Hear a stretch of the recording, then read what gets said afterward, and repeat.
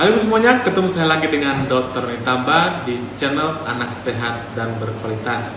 Apa kabarnya semuanya? Saya mendoakan agar Bapak Ibu semuanya sehat selalu dan putra-putrinya menjadi anak yang bisa tumbuh dan berkembang sesuai dengan potensi genetiknya. Kali ini kita membahas tentang bagaimana cara menilai perkembangan anak atau bayi usia di atas 15 bulan ya. Cara menilai perkembangan anak usia 15 bulan. Namun sebelumnya saya tetap mengucapkan terima kasih yang banyak kepada seluruh Bapak Ibu yang sudah rajin menyimak materi-materi kami di channel Anak Sehat dan Berkualitas. Dan bagi Bapak Ibu yang baru pertama kali menyimak materi kami, jangan lupa klik subscribe-nya, di like ya, dan boleh di-share kepada seluruh Bapak Ibu yang lain agar mereka juga dapat mendapatkan materi dan manfaat yang sama. Yuk kita mulai pembahasannya ya. Jadi untuk menilai perkembangan anak usia 15 bulan, yang kita butuhkan adalah yang pertama adalah KPSP, yaitu kuesioner praskrin perkembangan. Pilih nanti yang usianya 15 bulan. Dan yang kedua adalah 2 buah kubus kecil ya. Untuk itu ini adalah contoh dari KPSP usia 15 bulan. Nanti yang paling kiri adalah kolom pertanyaannya. Ada 10 pertanyaan. Lalu ada kolom jawaban ya dan jawaban tidak. Kita mulai. Pertanyaan yang pertama yaitu mengenai aspek gerakan motorik kasar.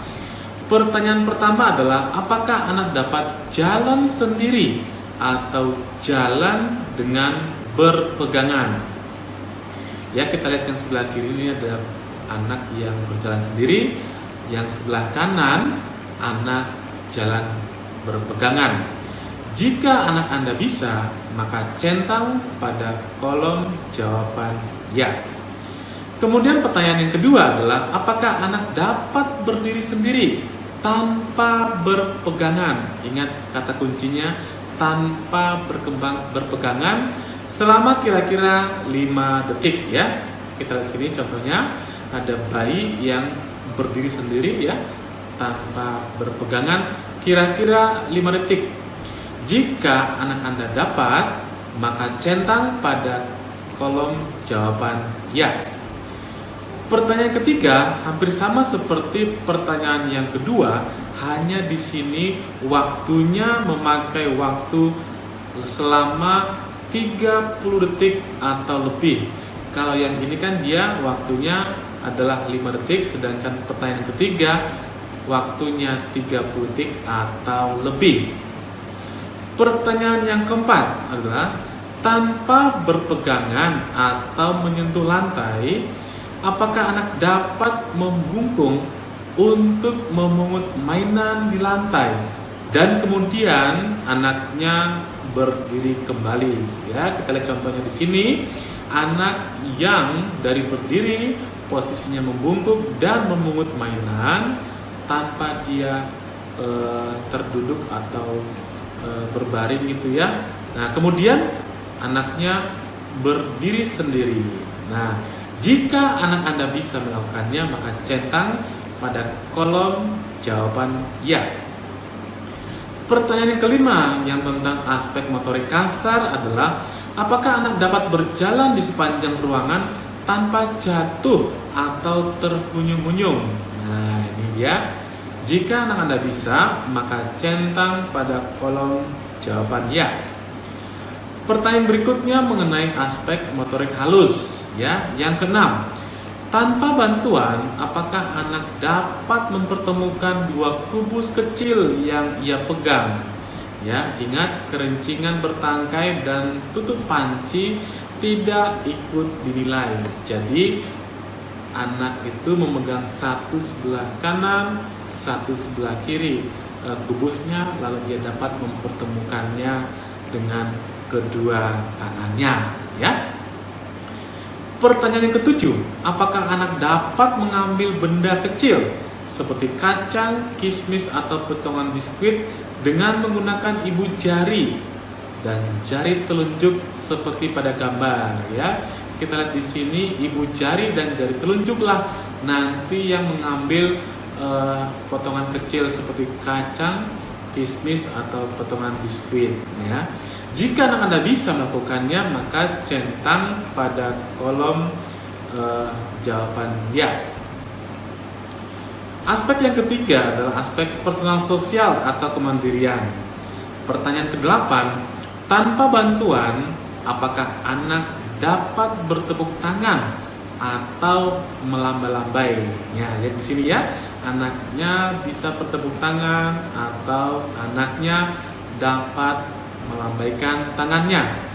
Jika anak Anda bisa, maka centang pada kolom jawaban ya. Pertanyaan ke-9, yaitu apakah anak dapat menunjukkan apa yang diinginkannya tanpa menangis atau merengek ya.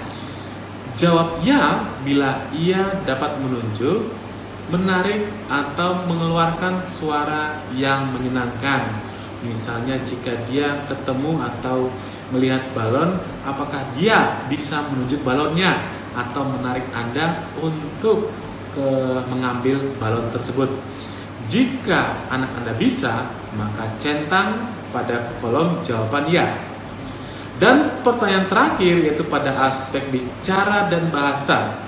Pertanyaan ke-10, apakah anak dapat mengatakan papa ketika memanggil atau melihat ayahnya, atau mengatakan mama jika memanggil atau melihat ibunya? Jawab ya bila anak mengatakan salah satu diantaranya. Artinya saya kasih gambaran, jika dia ngomong mama, berarti dia menunjuk mamanya, bukan yang lain. Artinya dia mengomong kata mama benar-benar bermakna yang benar, artinya dia menunjuk mamanya. Nah, demikian sudah 10 pertanyaan. Lalu kita lakukan penjumlahan. Pada kolom jawaban ya ada berapa biji, pada kolom jawaban tidak ada berapa biji. Nah, jika misalnya yang jawaban ya ada 9 sampai 10 poin, maka disimpulkan perkembangan anak Anda sesuai dengan tahapannya.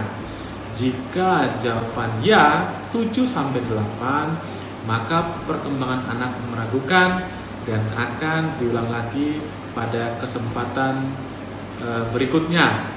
Dan jika 6 ke bawah, maka kemungkinan besar anak Anda mengalami penyimpangan dalam perkembangannya. Disarankan untuk segera ketemu dokter anak atau segera berkunjung ke klinik tumbuh kembang. Demikian Ibu semuanya, saya sudah paparkan bagaimana cara menilai perkembangan anak usia 15 bulan. Jika anak Anda ketepatan 15 bulan, maka coba di rumah bagaimana, apakah anak Anda sesuai dengan perkembangannya. Mudah-mudahan sesuai dengan perkembangannya. Salam sehat, dadah.